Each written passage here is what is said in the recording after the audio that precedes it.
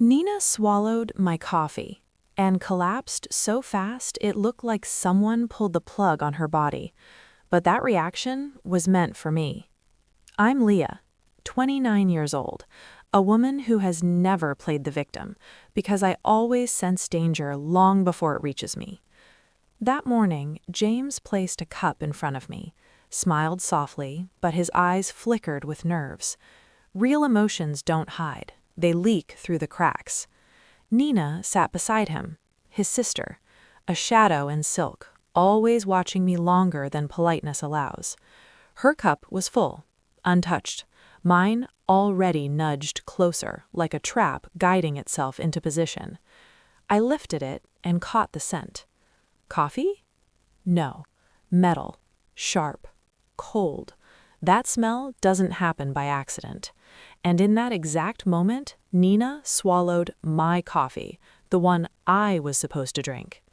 I saw their eyes collide. 2 seconds. 2 fears, 2 betrayals wrapped in napkins. Then the spasm hit her. Her fingers curled like twisted wire. Her eyes rolled back. James lunged toward her and screamed, "You drank the wrong one! The wrong one!" Wrong for her, and perfect for me if their plan had worked. I lifted my phone, hit record, and said one calm word. Continue. They both broke instantly. Panic is the most honest storyteller. It was supposed to be a small dose. Leah would have missed the presentation. The contract would go to us. I told you not to drink first. Their confessions spilled straight into my microphone. 911. Clear voice, steady breathing. Precision instead of fear. Ice, not panic. While they lifted Nina onto the stretcher, she grabbed my hand with a desperate strength. "You knew." Her voice cracked. Yes, I knew. For months, I knew. When I fainted the first time, when doctors said unexplained symptoms, when James brought me tea every night and watched me take the first sip. I knew, and I waited for the right moment. In the hospital, the doctor didn't sugarcoat the truth. She has toxins in her blood, not accidental, repeated, dosed. The detective played the recording. Their voices filled the room. She won't show up if she's sick enough. We'll take her clients. She's too strong. We have to stop her. Each sentence was a blade, but not aimed at me, at themselves. James lowered his head. Nina shut her eyes as if darkness could erase evidence. Their plan burned. Their voices became proof. Their lies became their downfall. I stood still, calm, not shaking, because I didn't survive by chance. I survived because I stopped trusting their words and started trusting my instincts.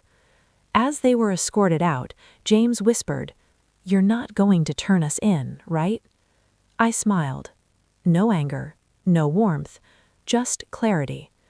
Predators always think the prey runs, but I stopped running a long time ago.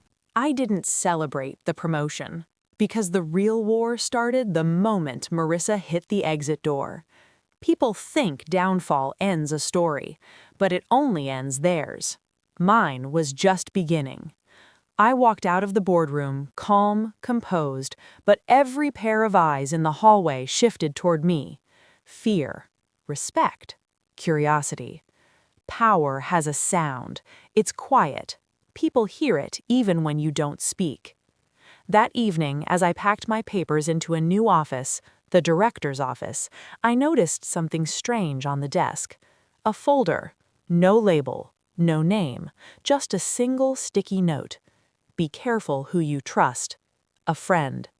Inside were documents, confidential, internal audits, pages marked in red. Every page kept repeating one name. Marissa's? No. James. My ex-husband. The man who tried to poison me months ago. The man awaiting trial. How was his name in my corporate files? One document was an email printout. James contacting someone inside my company, sharing information about me, suggesting ways to limit her influence. Another page, financial transactions, money moving from a private account into an account linked to Marissa. My breath didn't shake, my hands didn't tremble, but the world around me sharpened like a blade. They weren't just working separately, they were connected, and someone inside the company helped them. At 10:43 p.m., my office lights flickered.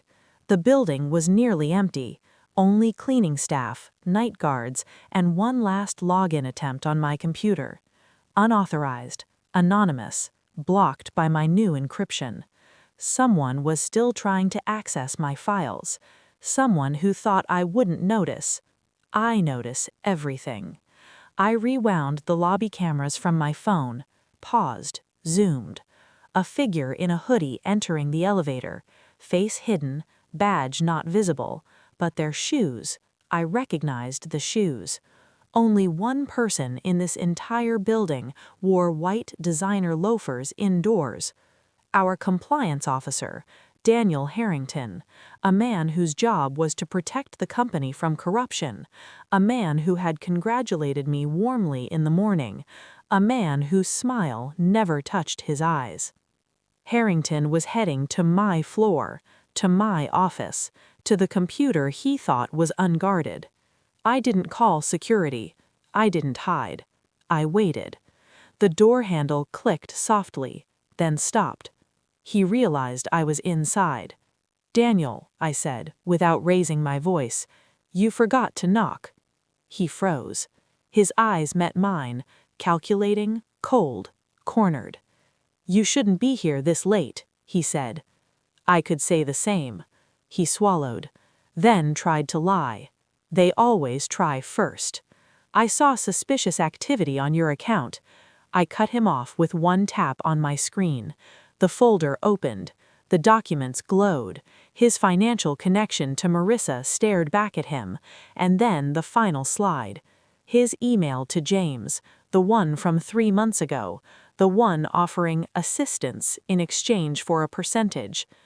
Daniel's face drained of color. "You don't understand," he whispered. "This wasn't supposed to reach you." But it did. He stepped back, toward the door, toward escape. "You have no proof this is mine," he tried again. I pressed play.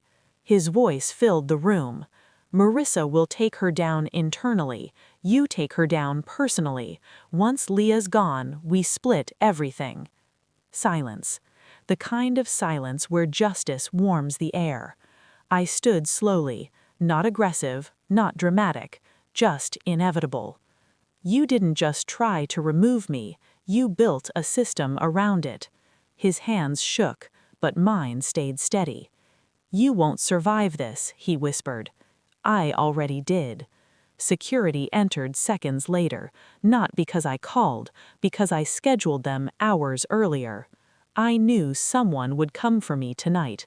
I just let them choose the method. As they took him away, Daniel looked at me with something between hatred and awe. "You think you've won," he spat. I smiled. "Winning isn't the goal. Surviving smart is.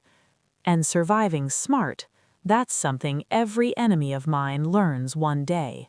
You can attack a strong woman once, but she ends you the moment she finally sees you." They thought removing Marissa and Daniel would end the game. But the game didn't end. It evolved. The next morning, I walked into the office knowing one thing: snakes don't slither alone. Corporate silence felt different now, heavy, charged. Like everyone was waiting for someone else to make the wrong move. And they were waiting for me, too.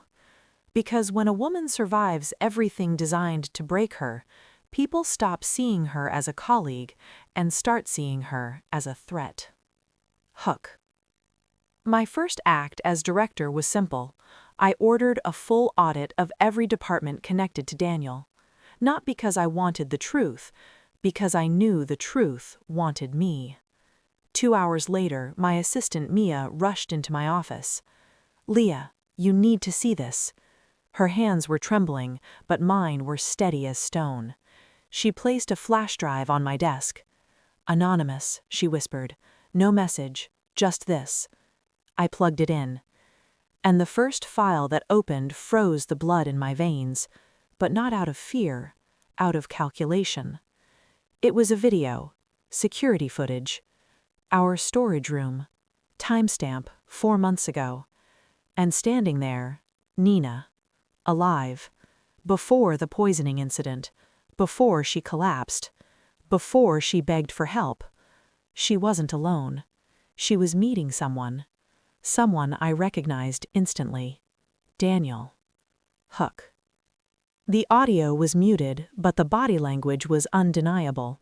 They were planning something, discussing, arguing, shaking hands, and then Nina handed him a white envelope. Inside, my documents, my financial reports, my private meeting schedule, everything she and James had stolen long before they poisoned me. I leaned back slowly, not surprised, not shaken, just enlightened. Because this wasn't just betrayal, it was infrastructure. Hook. The next file opened automatically. Emails. Dozens. All coded, but not well enough. Messages between Nina, Daniel, and someone with a corporate address that matched a name I never expected. Our CEO. My pulse didn't rise, my breathing didn't shift, but the world arranged itself into a cleaner picture. He wasn't innocent. He wasn't fooled. He wasn't manipulated. He was involved. Mia looked at me, terrified. "Leah, what do we do?" I smiled faintly. Nothing yet. Because panic exposes motives, silence exposes mistakes, and I needed both. Hook. The CEO called me into his office an hour later. Glass walls, cold tone, the smell of old power. "Leah," he began, "I hope you're adjusting. These transitions can be tricky. Tricky, like poisoning, like theft, like corporate conspiracy." I sat across from him, still, unmoved. "I'm adjusting fine, though I did receive some interesting materials this morning." His pupils tightened. People forget that eyes confess faster than mouths. "What kind of materials?" he asked too quickly. Hook. "I'll forward them later, once I verify authenticity." His jaw twitched. He dismissed me, but the moment I stepped out, he made a call. He didn't whisper, he hissed. "She knows something. Find out who sent it, delete it, tonight." He forgot one thing. The walls may be glass, but sound travels through them like a river. Hook. That night, a system failure suddenly hit our servers. Lights flickered, fire alarms glitched, access cards froze. A cover-up. Desperate, sloppy, and predictable.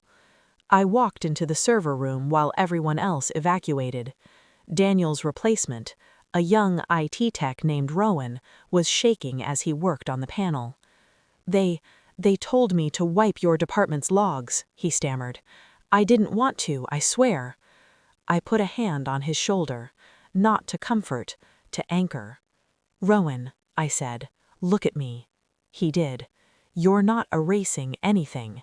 You're saving it." His relief almost knocked him off balance. "I'll help you," he whispered. "They've been making me cover for weeks." Huck. It took 15 minutes. 15 minutes to reveal the biggest twist. The CEO wasn't just helping Nina, he was helping James, my ex-husband, the man awaiting trial, the man who tried to kill me. They had been communicating through encrypted channels, sharing information, tracking my movements, planning interventions. Interventions, that was their word for it. I stood there in the dark server room, illuminated by screens glowing with betrayal. Rowan looked at me like he was standing beside a storm. "What now?" I exhaled slowly. "Now," I said, "we end the chain." Because this was no longer a conspiracy. It was an ecosystem. and ecosystems collapse the moment you remove the predator at the top. Huck. I walked out of the server room with every file, every log, every recording. Not angry, not afraid, determined. Because people like Nina and James strike from desperation. People like Daniel strike from greed. But people like the CEO, they strike from entitlement. And entitlement blinds. Tomorrow, when he walks into his office, he won't find fear. He'll find consequences. Because there's one thing no conspiracy prepares for: a woman who knows the whole truth and isn't scared to act on it. By sunrise, I had enough evidence to destroy a career. By noon, I realized I could destroy an entire empire. The CEO thought he was safe behind glass walls and polished floors, but power cracks from the inside first. I returned to the office early, before anyone else, before the lies woke up. My footsteps echoed through the empty hallway. The building felt different now, like it was holding its breath. On my desk waited an envelope. No name, no seal, just one sentence written by hand. He's not working alone. Inside, the final betrayal I hadn't expected, not because it shocked me, but because it confirmed what I had already felt in my bones. A list of names, employees, managers, people who supported Marissa, people who pretended to be neutral, people who smiled too warmly when she fell. All of them were coordinating with the CEO, and at the top of the list, underlined twice, Board Vice President, Evelyn Hart. Evelyn, the woman who hugged me after the meeting, the woman who said, "You earned this, Leah," the woman with eyes too soft for someone with that much influence. I didn't panic. I didn't rush. I prepared. If I took one shot too early, I'd lose everything. If I took it too late, they'd strike first. At 11 a.m., Evelyn summoned me. Her office was elegant, warm, welcoming, a trap disguised as hospitality. "Leah," she said with a practiced smile, "we need to talk about the materials you found." So she already knew. Interesting. I sat, calm, not blinking more than necessary. "What exactly do you know?" I asked. Her smile didn't shift, but her eyes calculated. "We know you've accumulated sensitive information, and we know you intend to use it." I tilted my head slightly. "Is that a problem?" She leaned back, crossed her legs, a predator posing as a mentor. "The company can't afford internal chaos," she said. "Whatever you have, delete it, and we'll forget this happened." Forget? The poisoning, the theft, the conspiracy, the CEO's partnership with my ex-husband? Forget the whole system designed to break me? Not a chance. I smiled politely. "Of course, I'll consider it." She exhaled, relieved. She believed me. They always believe their illusion of control. When I left her office, I didn't go back to mine. I went to the legal department, to a lawyer I trusted, the only one who looked horrified when Marissa was exposed. Her name was Kira, smart, sharp, unbought. I placed the flash drive on her desk. "You'll want to see this," I said. She watched the first recording. Her jaw tightened. Then she opened the emails. Her breath stopped. Then the financial connections. Her voice dropped to a whisper. "Leah, this isn't just corruption. This is organized manipulation at the highest level." "Exactly," I replied, "and I need you to help me dismantle it." Kira nodded once. A vow, not a gesture. By 1 p.m., she returned with a folder thicker than the lies we were fighting. "Here," she said, "this is everything we need to call an emergency board meeting, and this," she tapped the second section, "is enough to file charges with half of them." "Good," I said, "let them gather." At 3 p.m., the board assembled. Evelyn, the CEO, 5 other members I had suspected for weeks. The CEO opened the meeting with confidence he didn't deserve. "We're here to address a concern involving Director Leah." I interrupted him. "No," I said, "you're here to address yourselves." I connected my drive, and truth spilled onto the screen like wildfire. Nina's meetings, James's messages, Daniel's deals, the CEO's encrypted calls, Evelyn's instructions to silence internal witnesses, financial trails looping around the entire executive circle, every single one of them. Chaos erupted, shouting, denying, blaming, but the evidence didn't care. It didn't tremble, it didn't flinch, and neither did I. The CEO slammed his hand on the table. "You think you can take down all of us?" I looked at him emotionless. I already did. Security entered, this time not for me, for them.